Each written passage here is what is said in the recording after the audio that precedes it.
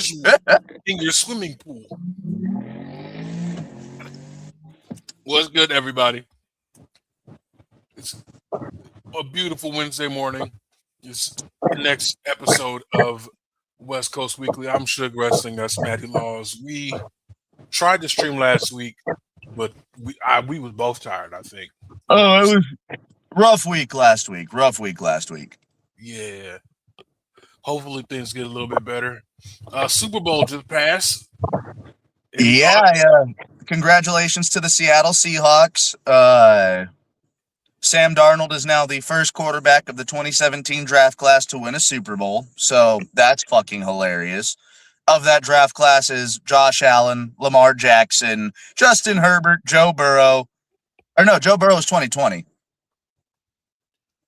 That's crazy. You really never know. Yeah, of those guys, Sam Darnold's got a Super Bowl win. You truly never know who's gonna be first. That's crazy. But yeah, it was an interesting Super Bowl. Halftime show was incredible, and we're talking about the good halftime show. It's always good to see the Patriots lose on all fronts.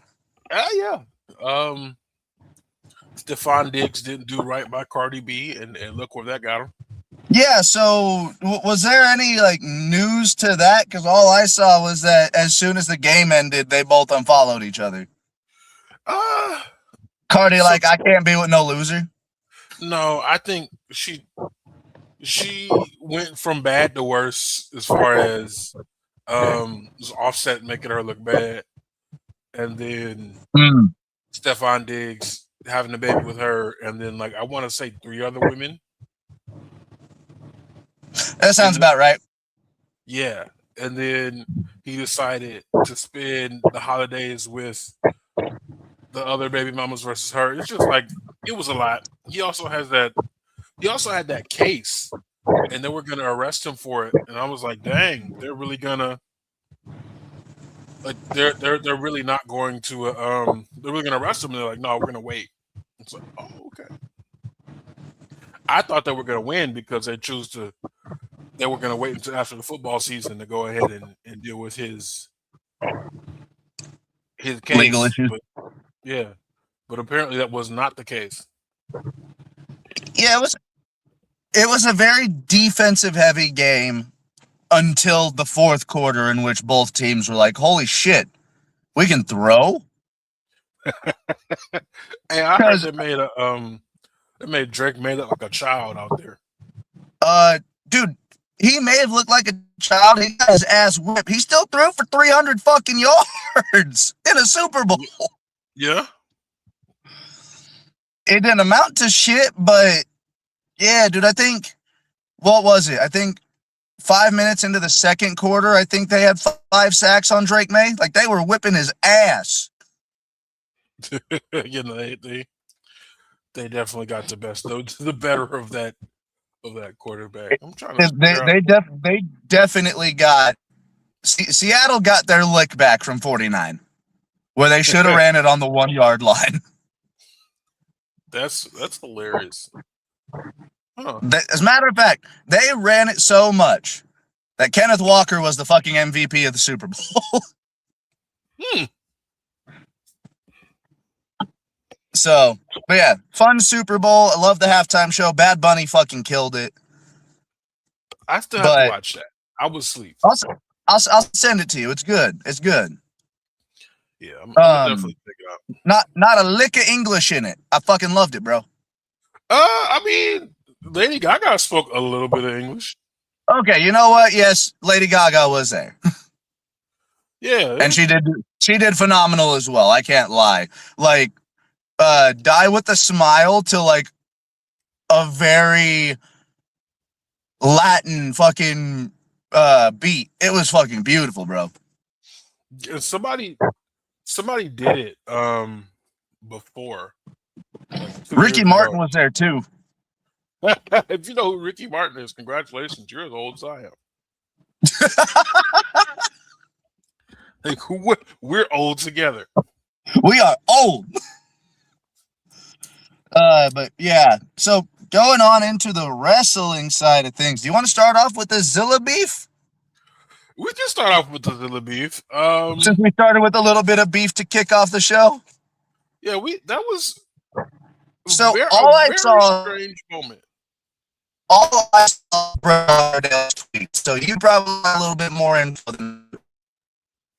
So Zilla gets on the stream and he's like, "Man, fuck GCW. The owner is corny. They're all corny there. Don't bring your kids to that show." I don't know where the beef comes from, but so like this for shoot, like he was just straight up trying to call him cringe and shit. I believe so.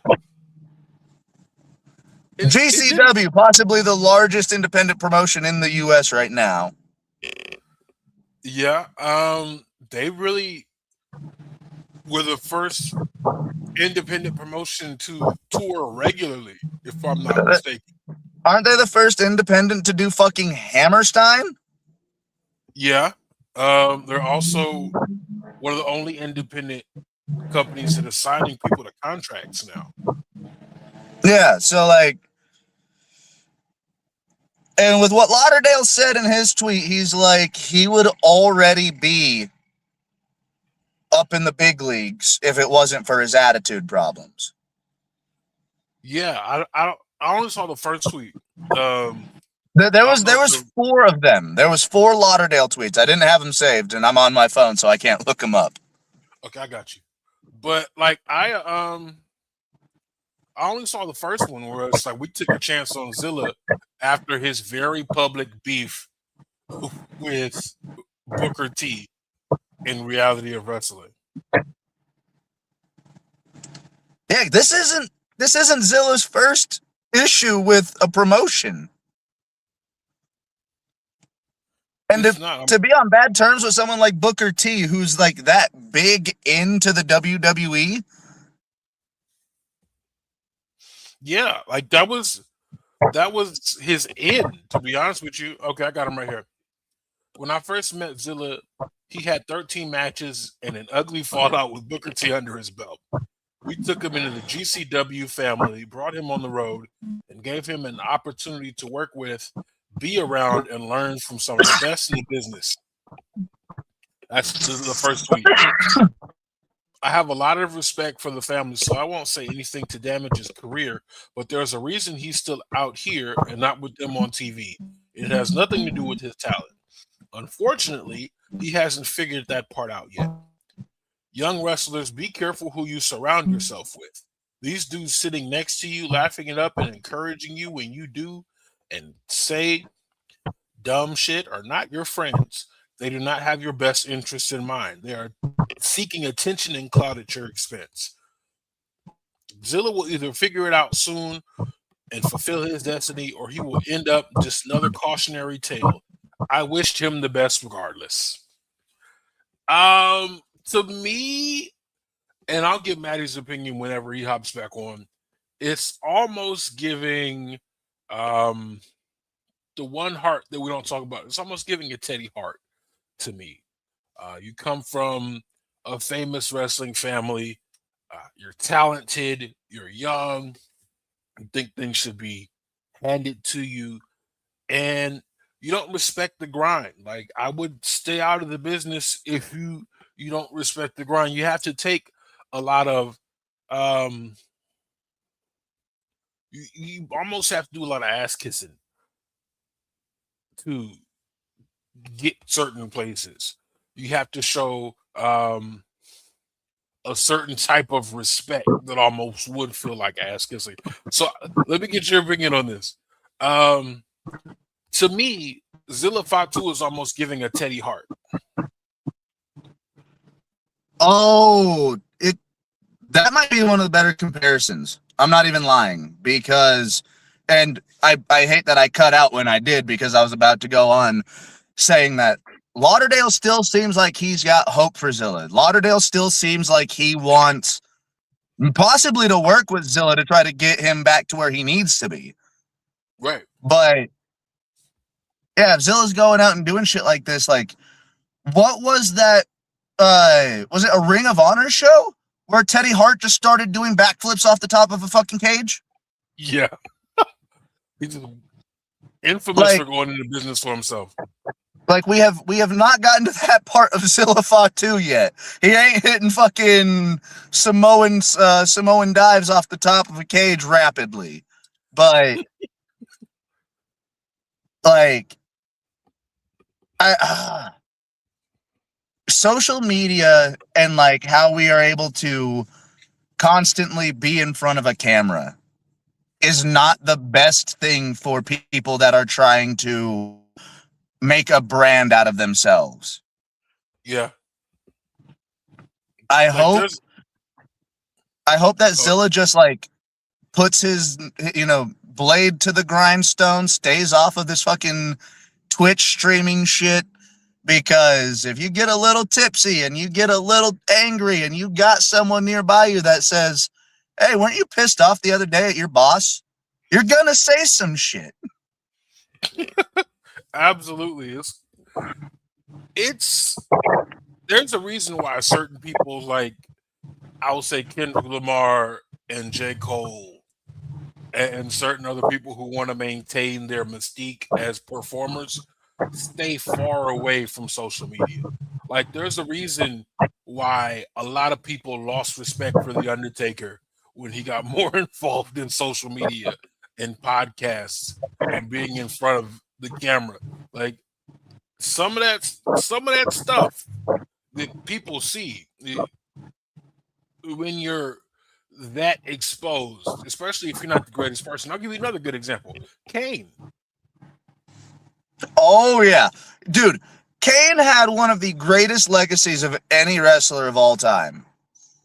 If he had just kept his fucking, it's like Kurt Schilling in the MLB. If you don't know about this, Kurt Schilling, 2-time World Series, or I think he's got more than 2 World Series championships. My co-host Cap could correct me, but like World Series winner, one of the greatest performances in MLB history with the bloody sock game. Like, he built up a Hall of Fame legacy, and then he went full-blown crazy political and blew up his entire reputation. Yeah. Something about these podcast mics and these political affiliations, man, it's really doing a disservice to people, especially if you're trying to come up. So maybe just wrestle, bro. Like just wrestle, big dog. Like, because you won't have these opportunities if you keep burning. You can have those circles, behind the scenes if you want. If them's your people, them's your people. You ain't gotta always be on camera though. Yeah, like there's certain stuff that we talk about in our personal group chats that we probably would never discuss on stream. And it's just sad you burn your bridge with Booker T, who's involved with WWE ID on weekly TV with WWE every week, and then Brent Lauderdale, who seems to be sort of hosting a lot of the WWE ID things. So it's very much weird that you want to be up where your family is, but you're slowly burning each and every bridge that you have to get you there easily. Yeah.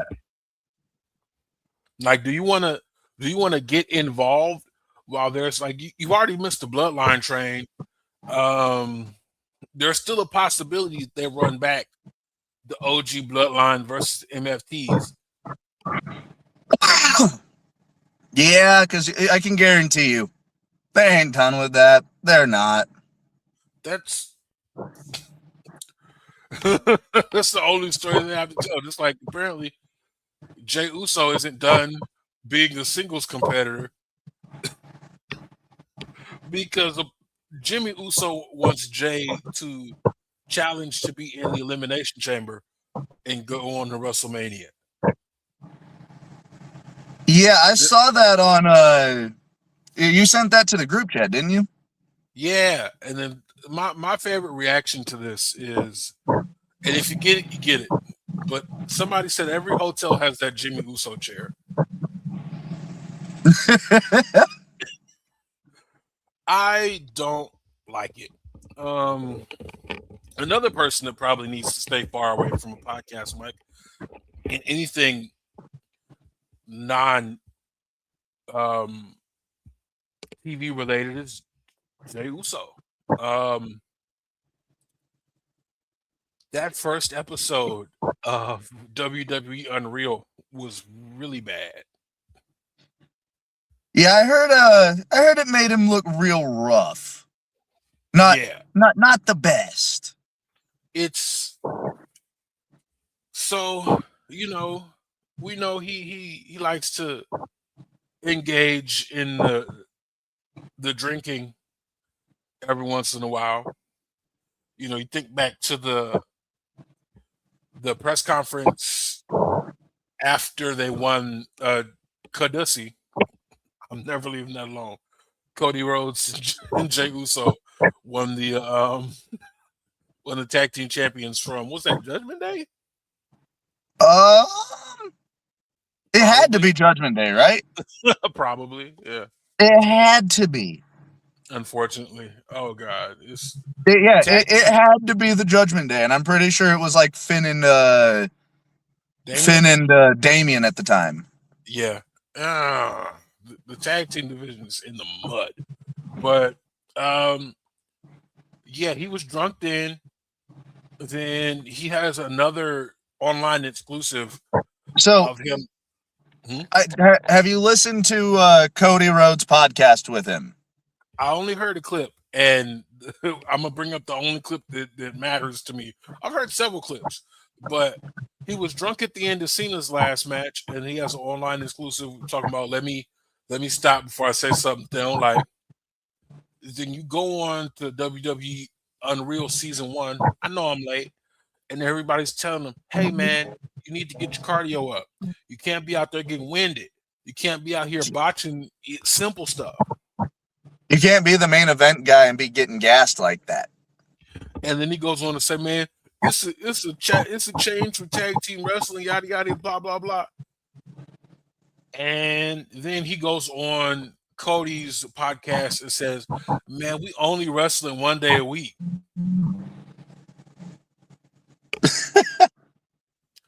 Which I'm pretty sure a lot of people are happy about, because from what I'm mistaken, or from what I understand,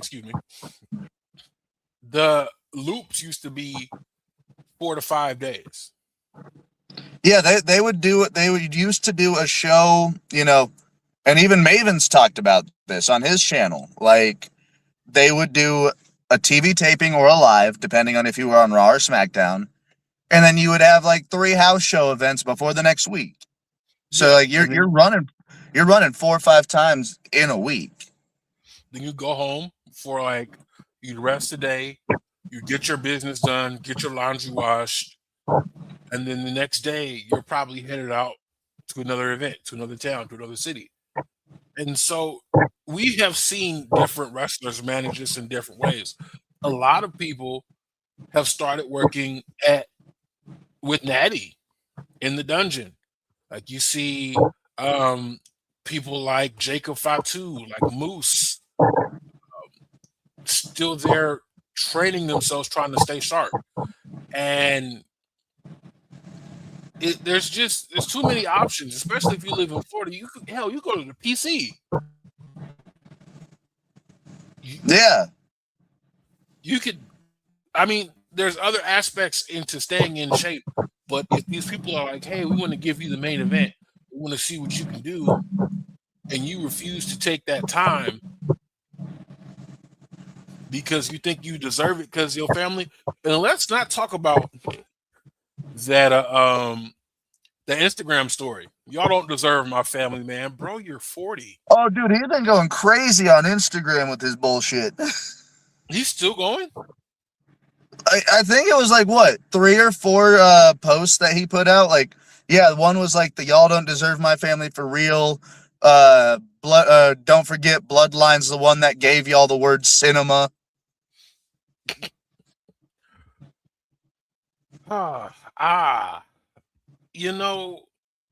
He's acting a lot like his dad.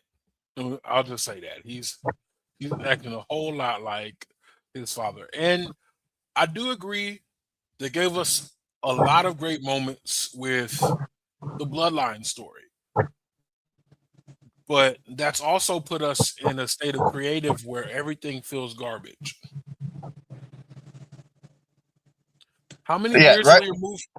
Go ahead. I was about to say, right now, I feel like we're at one of the lowest creative points WWE's been in a minute. And it's been like a consistent low for a while. Yeah, I mean, and what pisses me off is every time they have two good shows, Triple H talks about we're in a new era. I feel like I've heard that every pay-per-view.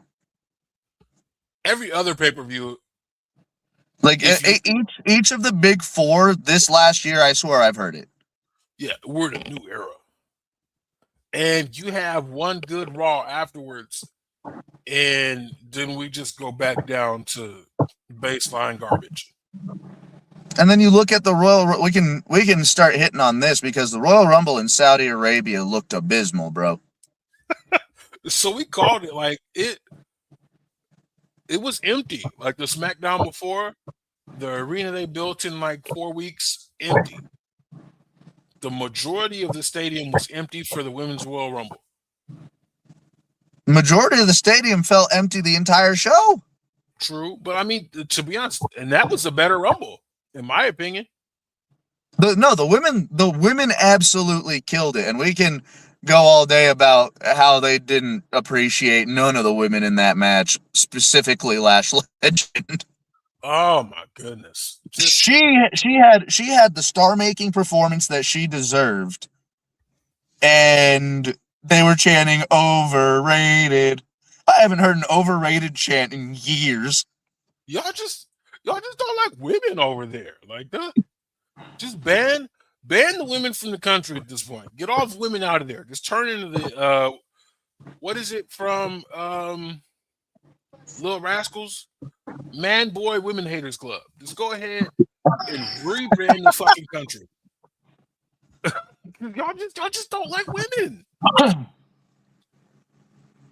It was wild, bro. Yeah, Sol Ruka got the biggest pop out of all of them. It felt like we had Sol Ruka also had a star making performance. She made it to the final three. I think she was a runner up. Actually, she had a hell of a performance too. You had you had more story beats in the Women's Royal Rumble. You had Charlotte eliminating Alexa Bliss by accident. Which, by the way, that is the first time you have ever seen tag team partners in the Royal Rumble just sit there and wait. Yeah. I loved that for them.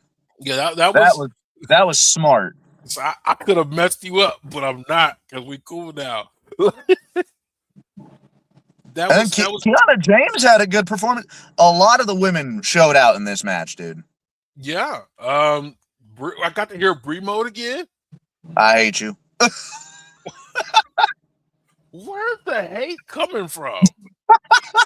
From somewhere deep in the pits of hell, my boy.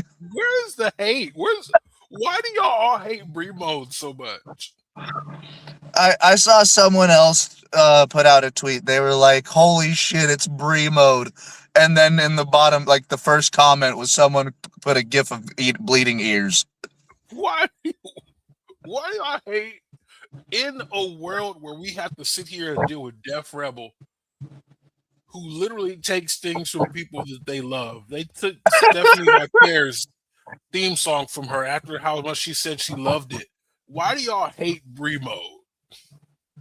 Hey, mine is a genuine, from at least it's from here. Okay, I can accept that, but what did it do to you, like personally? What did it's not as bad as Travis Scott's Fiend. Let me tell you what. Oh God, I hated Fiend. I haven't hated a song like Fiend since Bodak Yellow came out. We've brought Cardi B full circle. They were playing that song everywhere. That was That was the start of Nissan Sentra music. If you're not, dude. That I'll give you another example. Ice Spice makes Nissan Sentra music. So the start of Nissan Sentra music definitely had to be Bodak Yellow. It's just 2 to 4 to 5 women in a Nissan, all in sync with the lyrics. doesn't Dochi have a song called Nissan Sentra? Yes, but she surprisingly doesn't make Nissan Sentra music. So Liv Morgan winning the Royal Rumble. Right choice, I think. I don't. Hey, you're gonna break up the Judgment Day finally, and she's gonna be one of the main people to come out at least looking good from it. I hope so. I hope the Judgment Day doesn't find a way to rebrand, because, like, goodness gracious, first Like I'll kick Edge out. This is going to be the way that they'll actually have Liv Morgan go out on her own, and she's going to be a mega babyface for a while. Okay, hopefully they just dissolve. Let Liv Morgan do her own thing.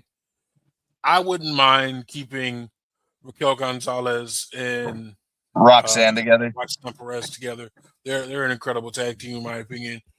Dominic Mysterio needs to wrestle more, so I would hope that he finally. And fuck it, Dom's doing a pretty good job. I want to see if he can hold up as a babyface. Not one of those white meat baby faces, but kind of go along the lines of how Eddie would do, like his slimy face. Yeah, the slimy baby face type character. Because Dom kind of shows that he can do it. I think he can do it. Everywhere. Because they love him in London and Paris and Mexico. We'll talk about that later. So I don't think it was the right decision, but at the moment, I can't think of anybody else who probably should have won. Yeah, at the time, Liv is the only person that I think could have won it, unless you had like a Bianca come back to win it. Hopefully she comes back at the Elimination Chamber, in front of a crowd who will appreciate her. Up next, was it the women's title match? They didn't have any other women's matches on. There was fucking Vaquer versus Nikki, wasn't there? Mm-mm. That happened. It was Vaquer versus Rodriguez. That happened that happened the next. Yeah. What the fuck was I thinking of? Because we had Drew McIntyre and Sammy, and then we had the AJ Styles retirement match. That's what it was. So the rumor has it that he's not necessarily done. I didn't think he was gonna be, dude. He's moving way too good to be done yet. So he says that he would like to, like, I know this is from him directly. He says that everybody has one coming out of retirement card, and he'd like to tag with his son if his son decided to go in that direction. But it was what? That would be cool. That would be sweet. If his son is anything close to what he is. It'd be embarrassing if he wasn't. I'm not gonna hold you. Damn, it really missed you in the gene pool, didn't it? Yeah, it'd be so embarrassing if they didn't have it. But it was a great match. It was never not gonna be a great match. It's an AJ Styles match. And Gunther sold his fucking ass off for AJ. He did. And like, did I want to see it here? No. Not in front of that audience. In front of half the shit that the shit that WWE drones like to give AEW shit for. Yeah. And listen, AEW, ever since they changed their venues, they've been showing up. Like, Oh yeah, they're coming out to Denver. They're doing the Mission Ballroom. I love that venue, so me and my brother might try to hit that show up. Hell yeah, they're in the Ontario Center tonight. That's slightly smaller than Arrowhead Pond, I want to say, which is And WWE. a lot of people got to remember, WWE started out in arenas like that, in small arenas. They might Like, have to go back. they should go back. I mean, yeah, they honestly, if you're gonna start going to the University of Texas again, if you're gonna jack the ticket price up that way, it's gonna affect the people in the seats. Like, there's gonna be a whole lot less. So we might see a return to that. Yeah, packed out show full of people that had to pay thousands for a subpar product. Anyway, AJ Styles, Gunther. It was a very, very good match. AJ Styles is still moving better than Jey Uso. So it makes me sad that he's going now.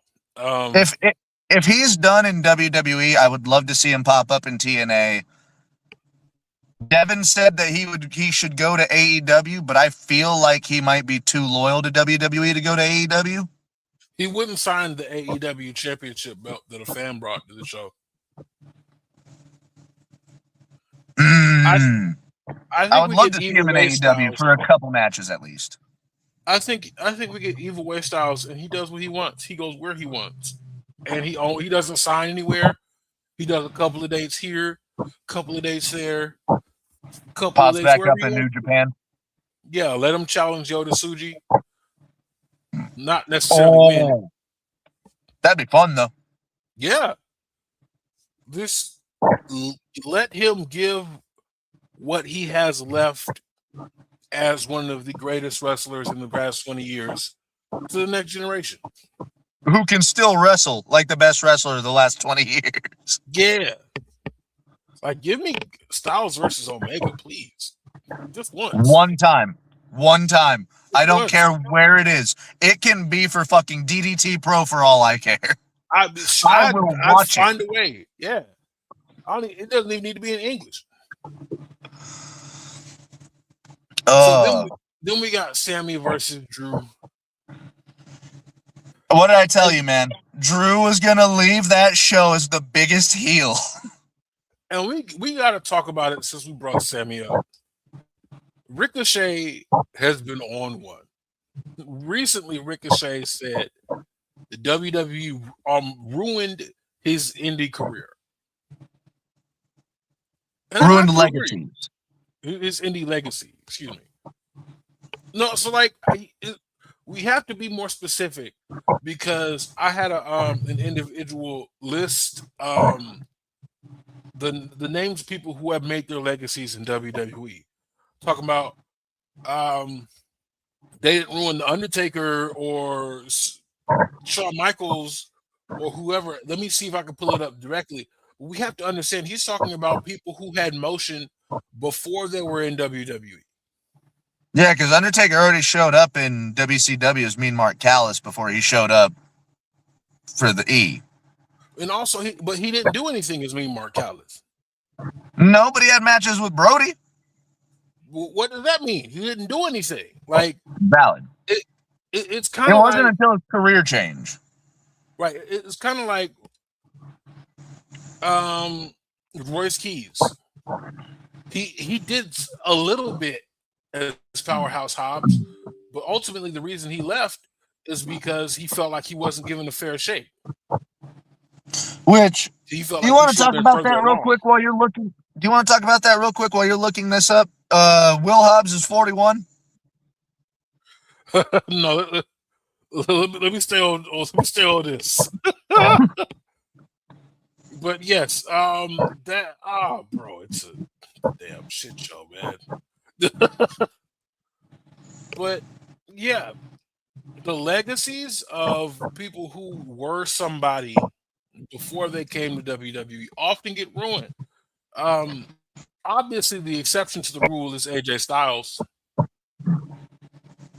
but that's someone who was successful everywhere they went. Yeah. I wouldn't necessarily say that counts. But for people like Ricochet, who had a name before he got there, Sami Zayn, who had a name and a gimmick before he got there. Hell, I'll even say Kevin Owens to an extent. Oh yeah. He was like the indie killer at the time, like the anti-indie guy. Finn Balor, Shinsuke He had Nakamura, that Akira, whole demon gimmick down before he even got there. Akira Tozawa. Yeah, former Dragon Gate champion. I forgot about that. Yeah, so Aaron Loves Wrestling. Again, I enjoy his takes. Go check him out. But this list here is, he says, look at the list of legacies in WWE since they killed. So Ricochet said that WWE ruins legacies. Let's look at the legacies in WWE. Shawn Michaels, nobody before WWE. Triple H, nobody before WWE. Terra Rising, who remembers that? The Undertaker, nobody before WWE. Rey Mysterio. He moved more merch than anybody. Like, once they saw how successful I was his about merch to say, Rey Mysterio being a nobody before WWE, that's a little bit of a slap to the face. No, I'm not saying that he was a nobody. I'm saying no. Successful. Yeah. Yeah. He most definitely had a successful career. I don't think he liked the way his career was going because he had to take off his mask towards the end of his WCW career.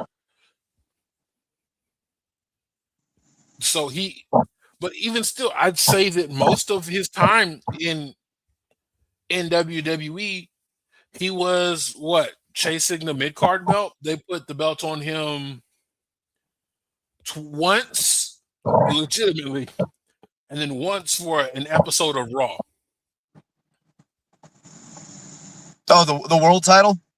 Yes. Yeah. He won it legitimately once, and then that fucking John Cena meme. Congratulations, Ray. Congrats. Why are you walking up like that, John? What do you want from me? So Rey Mysterio, because listen, even Rey Mysterio left WWE at one point. He got fired. Do you remember why he got fired? No. So he got fired because he was refusing to cash his checks. He would not cash his WWE checks. They had a whole free Rey Mysterio movement. He wasn't signing it. What? Yeah, so apparently he wasn't cashing his checks. He wanted his release, and they would not grant him his release. Okay. You don't remember that? No, I might have been too young. Okay, yeah, no. So there was a whole. I don't think I've ever heard that story either. There was a whole free Rey Mysterio movement. So at a certain point, he left WWE for his legacy. Is that when we got Lucha Underground, Ray? Yes, that's when we got Lucha Underground, Ray. Yeah, no, I don't. If Rey Mysterio didn't have that revival in Lucha Underground and in Mexico, I have no idea, dude. The only reason he came back to WWE is for Dominic Mysterio. Let's be real. Shit, when did Dom come into the WWE? Was it 2021? Yeah, 2021 during pandemic.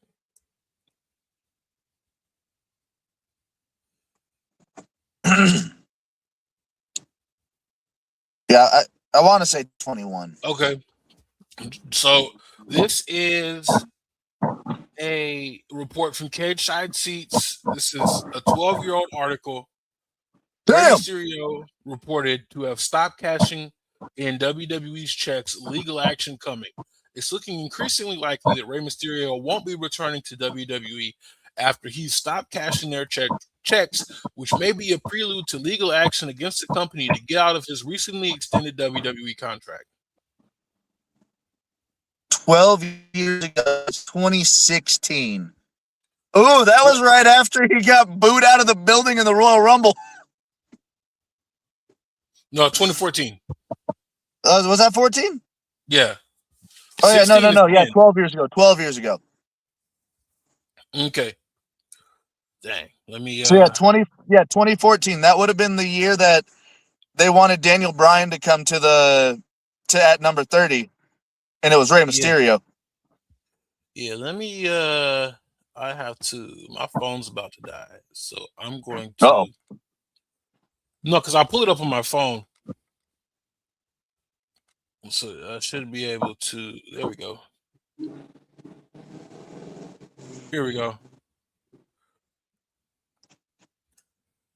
All right, I'll give that a look here in a second. I got you. I'm about to read it. For those of you wondering about the status of Rey Mysterio, it's looking increasingly likely he won't be returning to WWE. Mysterio was last seen the day after WrestleMania 30, losing to Bad News Barrett on Monday Night Raw, before taking time off to recover from a minor hand injury. The expectation was he'd return back to action for WWE fairly quickly, but over 3 months, he still hasn't come back. The reason for Mysterio's prolonged absence is because he's been involved in a protracted contract dispute with WWE. As reported a couple of months ago, when his old WWE deal was about to expire in late April, Vince McMahon blindsided Mysterio by unilaterally opting to renew it for an extra year, which he believed he could do to a provision in standard WWE performers contracts that could be frozen in the event of an injury. McMahon's reasoning was Mysterio owed the company time due to his 19 months he spent on the disabled list recovering from 2 serious knee surgeries in the past 3 years. So kind of a more severe situation than what Pac was going through. Right. So you're extending your contract because you were injured here. Because Pac broke his ankle, and that's whenever that time started, right? Right. So Rey Mysterio missed 19 months due to 2 knee surgeries, and Vince was like, "Nah, I still own you for a year and a half, pal." Yeah, no. Get over here. So, no, that's ridiculous. I had no idea about that. I was not on Twitter at all at that time. Okay, to be honest, neither was I.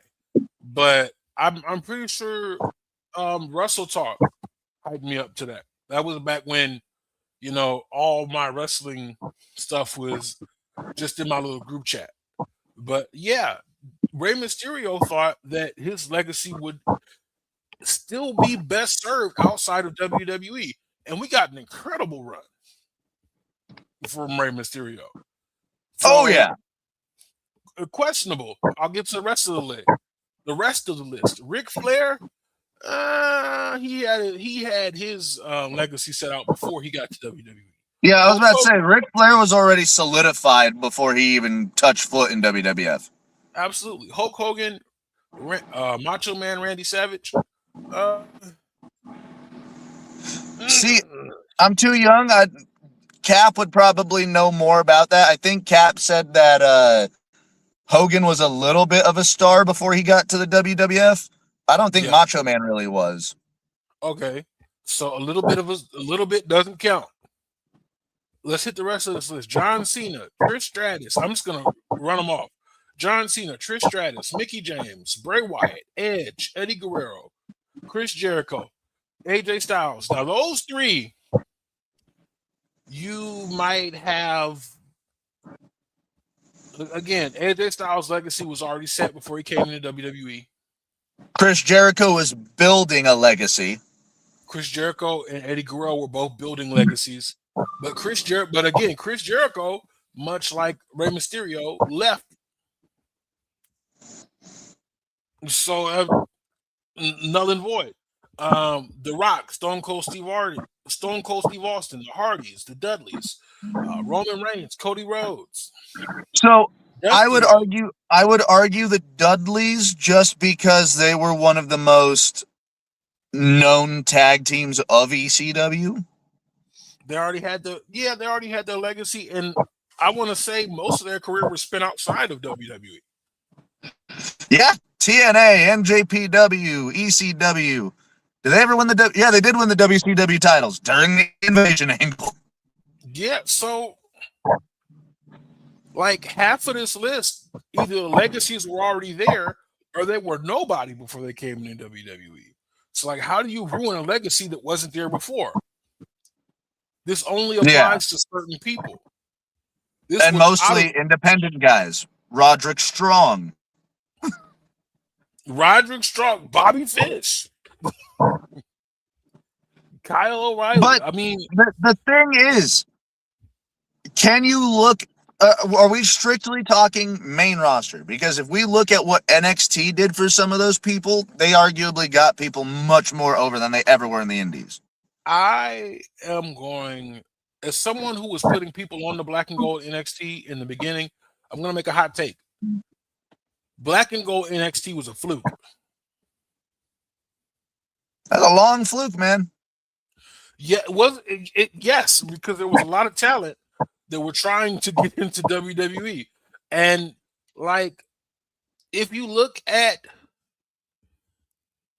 the stars you were able to take from nothing to something in 2.0 moving forward, I would say they've been more successful than Black and Gold NXT was, because everybody who was big coming into Black and Gold NXT, as far as people we had probably never heard of before, were all holdouts from FCW. Once all the FCW talent left, it was just indie darling after indie darling after indie darling after indie darling. Yeah, you do got a good point. That first year of NXT was almost all FCW guys. So, and once that first wave left, it was just all people that we loved from the indies. It probably had not been exposed to. So, You do I'd got a good say, point because there was a point in time where they had signed Ricochet, Dijak, Keith Lee. Oh my God, what was it? That fucking 20 was it the 2015 or 2016 NXT class picture that yeah, looked like an Samoa all-star Joe. roster? Yeah, Samoa Joe, Oh, that's Adam you know Cole, what? Kyle O'Reilly. Samoa Joe is a very, very weird case in the WWE. Yeah, He had a very, very strong first, what would you say, first run up in the yeah. main roster? Had that time off, had that injury, came back, was a little bit slower, maybe not full speed, but he still had the promo skills. Because during that fucking time was whenever he cut the promo on everybody in the ring.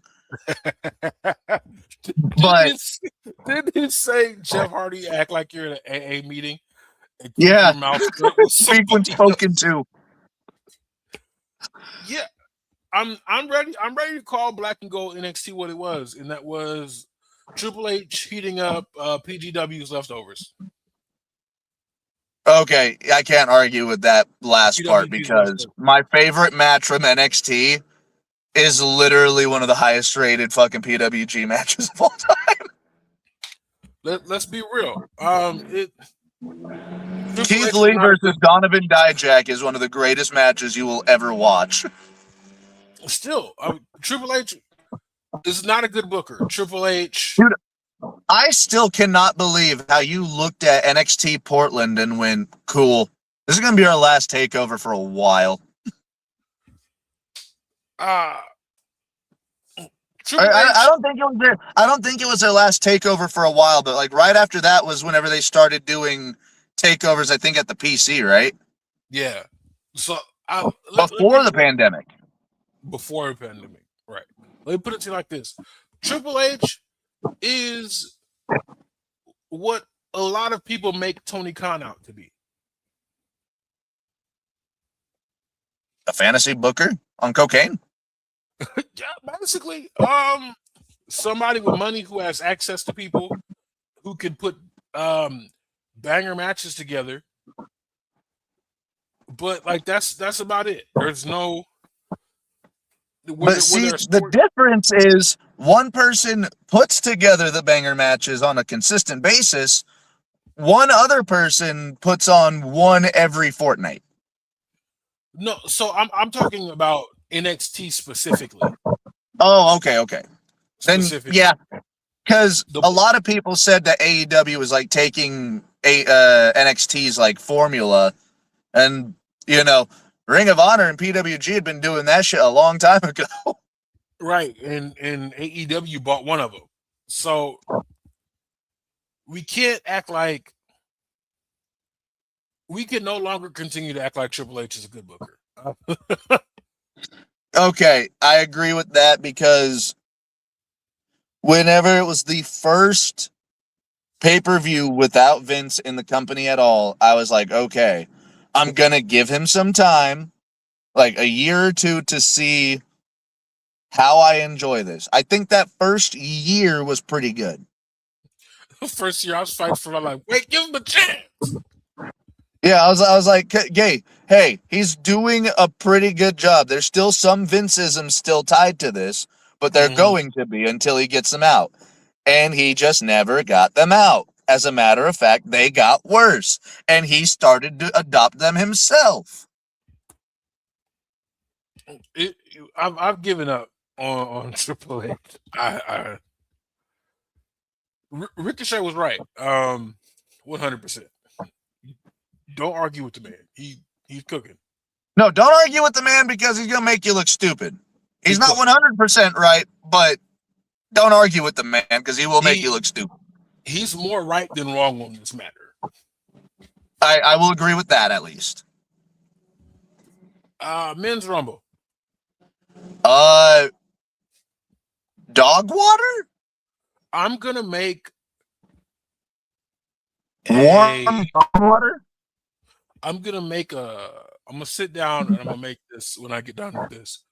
It's gonna be the 40-year-old virgin, the 40-year-old virgin movie poster, but instead of one person, it's gonna be LA Knight, CM Punk, Roman Reigns, Cody Rhodes. It's gonna be 40-year-old champion. Like I'm tired of these 40, and everybody wants to make the excuse, oh, the business is not where it was back in the day. Wrestlers are aging different. They're taking care of themselves different. There's less substances involved. But I honestly feel like we owe Boogeyman an apology. There's less substances involved. Slowly looks towards Brock. We owe Boogeyman an apology because they told him he was too old for Tough Enough. But CM Punk is a fresh 47? Man, we just found out Will Hobbs is 41. And another thing. Dave Meltzer took the time to look through the birth records of Palo Alto, California for what? He was supposed to be 35, so he's a couple years older than me. Dude, 91? To see if there was somebody that matches the name of Will Hobbs' government name there. And he didn't find anybody, but he found it for sometime in the 80s. So apparently Will Hobbs is 41. So, first off, the way this news came out is the weirdest detective shit that was unnecessary maybe ever. Some hater shit, bro. That's what drove Meltzer to do this. This is okay. It seems like I don't like my best friend's boyfriend, so I'm going to do a background search on him because he has to be hiding something from her, and I can't let that happen. That's what it seems like to me. Dude, it's insane. Like, what the fuck do you mean you took time out of your life? This isn't just, a minute or two search. Like, this had to have been 30 minutes to an hour of Dave Meltzer just 4 hours at least. Yeah, just going, I'm bored. more than I'm bored. It seems more like I don't like Will Hobbs. Why would he leave AEW? Yeah, let me do my due diligence and figure out what's going on with this guy. Because something about this guy I don't like him. Could it be because and of all the things, like, why Hobbs specifically? Like, did you do this to everybody, Dave? I don't think so. Why didn't you do it to everybody, Dave? Explain yourself. Did you do it to Andrade? Did you do it to Jade Cargill? Did you do it to Cody? Did you do it to Ricky? Ricky! Man. No, straight up, like, this is insane work from the most basement-dwelling person in the IWC. Like, you got to get a hobby, bro. Like, maybe all the money didn't go into the bro's head. I think the ones... I don't want to... Matty, stop me if I ever get that full of myself. That it's like, okay, people are paying me for this now. Oh, dude, I might hit you with a cattle prod if you ever get to that level. Please, you have permission. Like, that is insane. Like, and if it's true, So like, what? people have been lying about their ages in sports for years. It's not that uncommon. On the other hand, yeah, Will Hobbs don't move like a 40-year-old. No. And again, we owe the boogeyman an apology because we told him he was too old. But CM Punk is 47. At least CM Punk's conditioning's coming up. He's moving better than Jey Uso. How old is Drew McIntyre? 38? Speaking of Drew McIntyre, he also pops back up in this match in the Royal Rumble. He does. Drew McIntyre is 42. Not 42, 40 as well. Nah, dude, hey, the thing about that, though, is Drew McIntyre hit his peak, like, his physical peak at, like, 34. Yeah. And that man turned into a giant in, like, a 5-year span. That's true. And again, that's somebody who had to build a legacy outside of WWE to be taken seriously inside of WWE, much like Cody Rhodes. Yeah, Drew McIntyre looked great. Will Hobbs looked great. I understand that they might be old, but they look great. Look, Will Hobbs and Drew McIntyre got me looking forward to 40 because I didn't start my fitness journey until last year. So we're gonna see what 40 look like, big dog. But men's Royal Rumble. Yeah, it was warm dog water, man. Like, we had a couple of good spots. We had a couple of good moments, but Brock Lesnar no-selling Ilya Dragunov, throwing him over the top of the rope. Brock Lesnar's elimination by LA Knight being off-screen. That would have been big for LA Knight. Well, also, and I know it's been the big story, go get Kevin Demetrius Owens. Please go get Kevin Owens. Apparently, and he's looking great too. With his time off of WWE, but we mentioned him earlier as a list of the indie legacies that WWE has ruined. No, dude. Kevin Owens, I think, arguably has a better legacy in WWE. The start of it. But again, that was the fluke of Black and Gold NXT. He had a match with Stone Cold Steve Austin, man. That legacy is solidified. I mean, that's fan service, you know. Valid. That's fan service for him. I'd say Kevin Owens did start off incredibly hot. He beat John Cena as NXT championship while John Cena was the U.S. title and put his foot on the U.S. title. It was a damn good run. A hilarious run. Like, how many? His son got to have that clout that my dad beat up John Cena. Styles Kid's had it too. You can't. his dad put it on a t-shirt. Can you imagine, dude? I could just see Carl Anderson like with his young kids because they were babies at the time. He's just going, "I'll be back. I'm gonna go beat up John Cena." Beat up John Cena. That run was hilarious for me. And like another group that like legacy was killed whenever they got to WWE was the Good Brothers. Yeah, because like Carl Anderson was renowned as one of the best wrestlers in the world, regardless if he was in a tag team or not. I blame what's his name's knees. The other one, Luke Gallows' knees. Is that what he's called now? Oh yeah, Doc Gallows' knees. Yeah, that was his physical limitations definitely held them back in WWE, but they still had a relatively decent career. How many times did they win the tag team titles there? At least twice.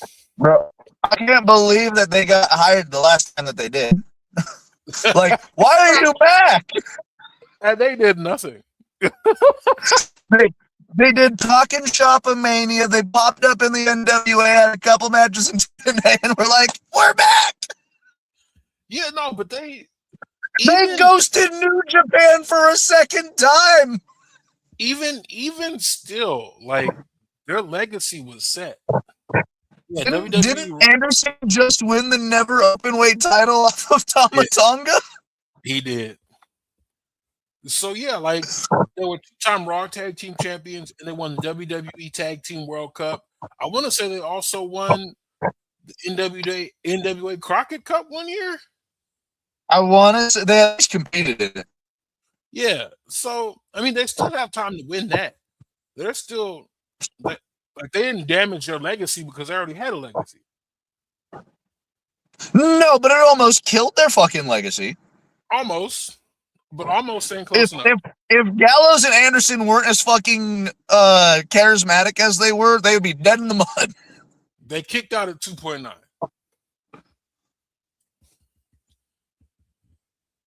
But Men's Royal Rumble, like.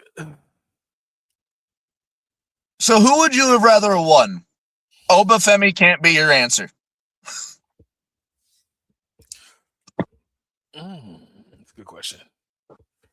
Like I've been thinking about it hard. I was like, who the fuck else would I have had win it?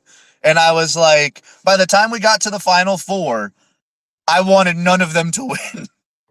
Who would I want? Gunther, I love you. Not right now. You just had a match and you just retired AJ Styles. Get the fuck over the top rope. Logan Paul, throw yourself over the top rope. Roman, And then who was the other person? Who was the other person? It wasn't LA because he got eliminated. Yeah, I don't remember. I know the final three was Logan, Gunther, and Roman, and I wanted none of them to win. I had it written down, but I don't remember. That's a good question. You said my answer couldn't be Obafemi. And Oba entered at number one. I wish he had a better performance because I think he only eliminated the first three people, and that was it. Yeah, he held the ring for a while. And then he got eliminated by Bro. My second answer would have been Braun Breaker, but apparently he was working through a hernia. So, bro, that intro pissed me off so bad. I was like, yes, let's go. What the fuck? Yeah, I was. And then apparently Logan Paul is the masked man. That's a good question. I don't think I would have wanted anybody else to win. Can I go for the Meteor?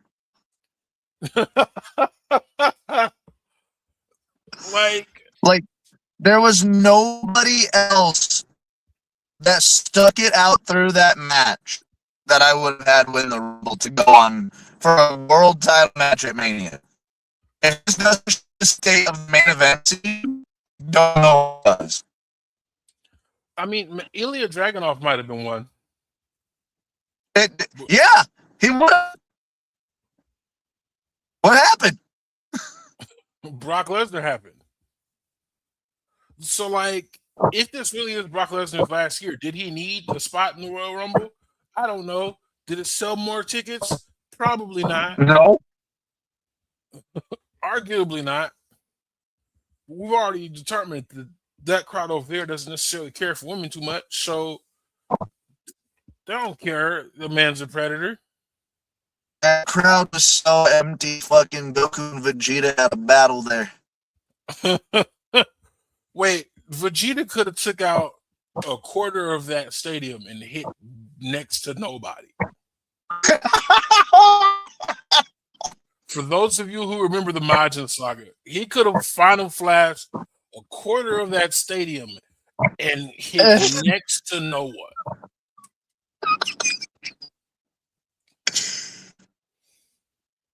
Like, you could have legit thrown a watermelon in that stadium and hit nobody. It was crazy. It's crazy, dude. It is fucking insane how empty that arena was. Ooh, we had a few more topics. We're gonna speed run this because I know Matty is in the middle of something. Again, shout out to Matty for coming through in the whip. It's nice outside today, so I ain't got no problem with it. And look, I love that for you. It's nice here. It rained, and so I have cloud cover, so I'm not fighting for my life. I was about to say it's about that time. You're not getting blinded right now. You good? I'm so good. Grande Americano original came back. Okay, let's get into this real quick. So, Ludwig Kaiser has to be one of the greatest people backstage, right? Yeah. Like he's learned Spanish, so he's able to speak it in front of the crowd. And on top of that, he's got Tyler Bate and Pete Dunne in fucking luchador getup. And Tyler Bate looks like he's having the time of his life. You would think another two people, legacies, might be done for. But another thing about it, I don't think either of them give a flying fuck. No, I think they're having an incredible time right now. And I love it. You know, so yeah, they are super over in Mexico. Like top level baby faces in Mexico. And then the heels here, they're heels. But it's the other way around for original Grande Americano. Over Juicy in Mexico, Juicy G, yeah. In Mexico, they hate that man. And over here, dude, he's over. It's insane. And they're doing it so well, too. Like, between the two promotions. And I think this definitely ends in a mask versus mask match. It's going to be in AAA, though, right? Or is it at Mania? It's going to be a Mania.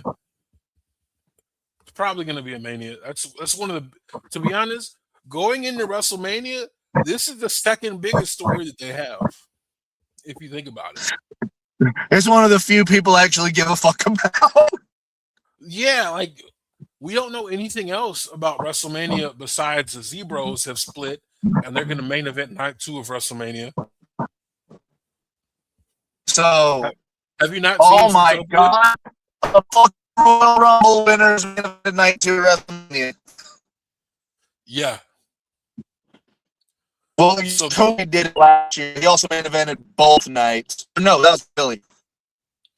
Yeah, I mean, but so other than the Zebros match, which is what I'm going to be referring to it as it now.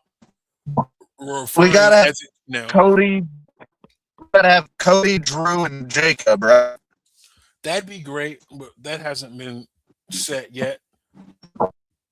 I think I make it a triple threat. it might be.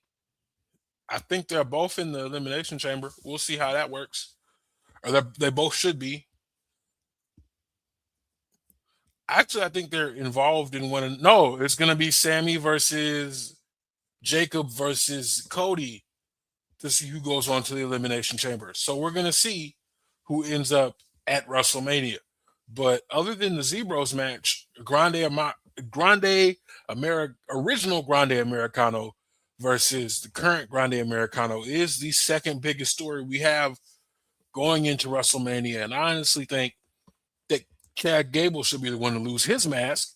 And so we can finally get that Americano versus American made feud going, because the Creed brothers haven't been on TV in forever. I think the last time they were on TV was for that fatal four-way. It was the fatal four-way to figure out who's gonna challenge the Usos next. So yeah, it'd be a great way to get them back on TV. I don't know what they did to get banished to catering. Let's see what else we got to cover. Since we're talking about stuff that's happening in Mexico, Dominic Mysterio versus Vikingo has been upgraded to a Lucha de Acuestas match. So somebody is going to win the title and somebody else is going to lose their hair. Do we cut Dom's hair or do you shave Vikingo's head? I don't know. Vikingo got a strange shaped head, so I don't necessarily want to see that. Yeah, Matty's back. A little bit. Pending. Let me see what the rest of Matty says the phone won't let him be great. I understand, brother. My phone is dead, so I get it. The state of NXT right now is pretty crazy. He's back. I hear him over there. So NXT is looking rather crazy. We have called up the best parts of NXT to the main roster, and it, in my opinion, has left many parts of NXT floundering right now, especially the men's division. Like, okay, we have Joe Hendry as the NXT champion. We don't have any challengers left for what's his name? All Ego Ethan Page. He's been defending 2 titles, but we don't seem to have anybody to take that belt off of him. Ricky Saints had the belt stripped from him, like unceremoniously, for the John Cena's last match thing, where they could have just said it was going to be Obafemi versus Cody Rhodes, but they wanted the champion to face Cody Rhodes, champion versus champion. We did all that to not get a decisive finish to that match. Dark State is the tag team champions, and I almost forgot about it. I almost forgot that Dark State was the current tag team champions. Can I get my background back? Yeah. Damn it. Yeah, Dark State is the tag team champions. I don't know who's going to challenge them besides Hank and Tank. We don't have any other viable tag teams left down there. And it honestly seems like Ricky Saints is going to win the NXT championship back and head back up to the main roster, because he was on the Christmas episode of SmackDown. And yeah, several people probably shouldn't have been fired or called up. We're going to leave it at that. We've gone a little bit longer than we're supposed to. Matty has to go. His service is acting up.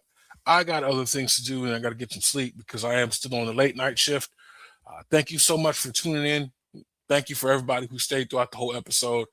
I'm pretty sure Matty's going to have a pretty interesting episode of the Greg Cherry Show this week. That should be happening either later today or tomorrow. Tap in with the Raw Ball podcast whenever you can. Thank you all so much for staying to the end of the episode. I'm going to head out. Y'all stay safe. We'll catch you in the next one.